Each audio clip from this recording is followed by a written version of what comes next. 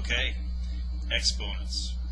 This is a long chapter, so there'll be a few videos here. This is the first one.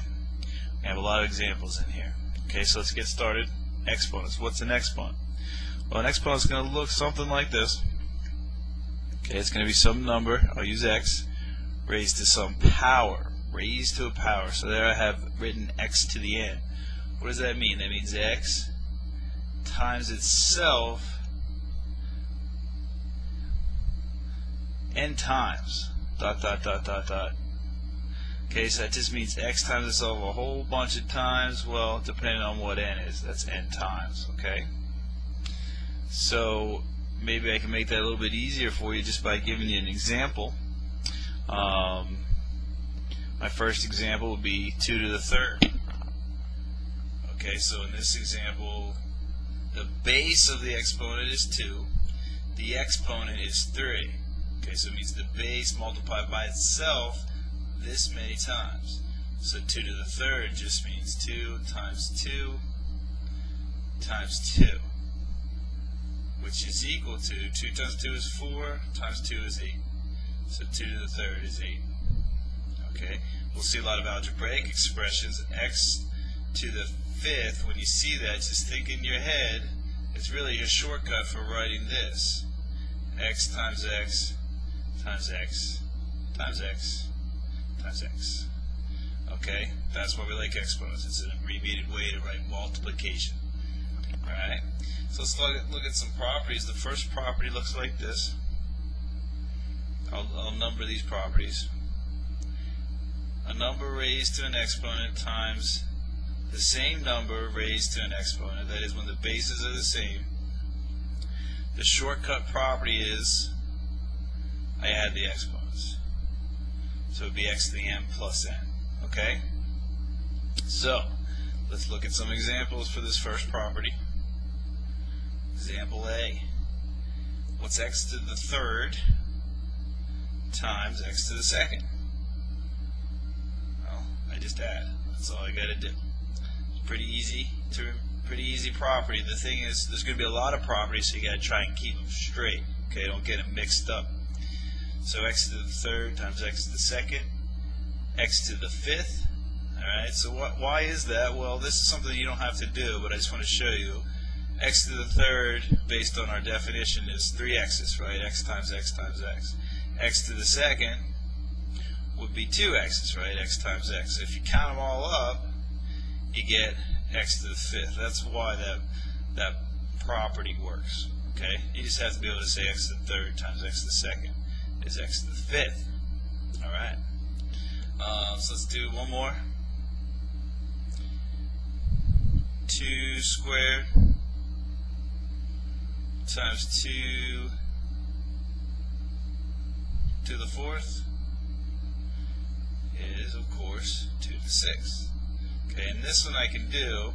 Remember, 2 to the 6 means 2 times 2 times 2 times 2 times 2. There's 6 2's. Okay, so if I were to do that, you should get 64 multiplied by itself 6 times. Alright? Next property. Property 2.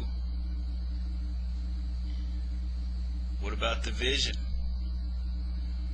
Okay, so look at the last property. Think about when we multiplied two numbers with the same base, the shortcut was to add the powers. Now when we divide, the shortcut's going to be to subtract the powers. Okay? So starting with the numerator, subtract the denominator. So let's look at example A. X to the fourth, x to the third. If we apply our property, we should get x to the first, right? X to the 4 minus 1. Let me just do 1. So you write it out, it'd be x to the 4 minus 3, which is x to the first, which is just x. Okay, why is that true? Well, if I were to show you, and you don't have to do this again, but let me just show you how this works. X times x times x times x, that's x to the fourth. x to the third. The reason why this works is look what happens. You got 4 up top, 3 in the bottom. These cancel out, right? Division. 3 of those would cancel out, and it just leaves you with 1x, x to the first power. Okay? So pretty easy there, right?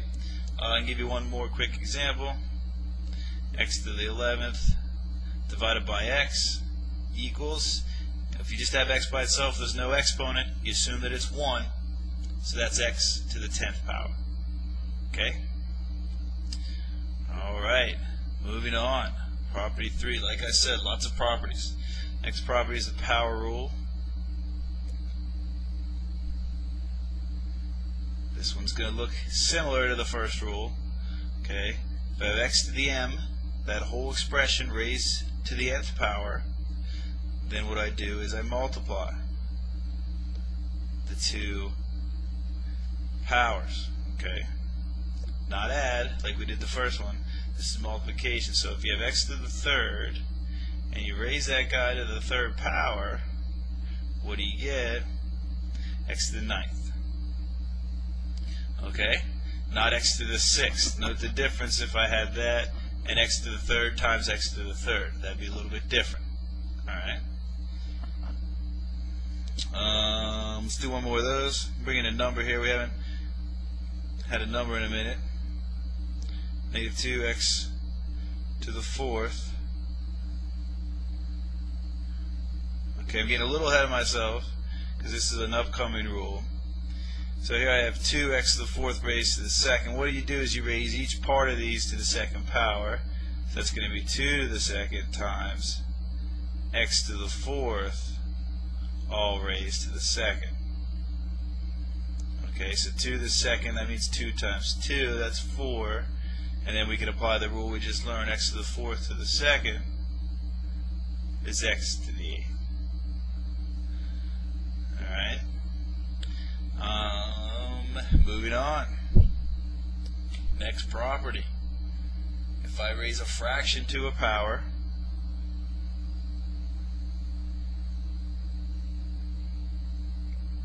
that is x over y to a power called power n, it's like raising each part of that fraction to the power. So it'd be x to the n divided by y to the n. Does that make sense? Let's take a look at an example. Hopefully with an example it'll clear up. So what's 2/3 to the second? Well, that would be 2 to the second power divided by 3 to the second power. Right? In other words, just raise each part of your fraction to the power. So 2/3 squared will be 4/9. Okay, I'm going to come up here for my next example because I ran out of room. 1/5 to the third power. Okay, 1/5 to the third. So that means 1 to the third, right, over 5 to the third. So be careful with this one because 1 to the third isn't 3. 1 to the third means 1 times 1 times 1, that's 1. Divided by 5 to the third. 5 times 5 is 25 times 5 is 125. Okay, so those are my first 4 properties. Next video, we'll do some more.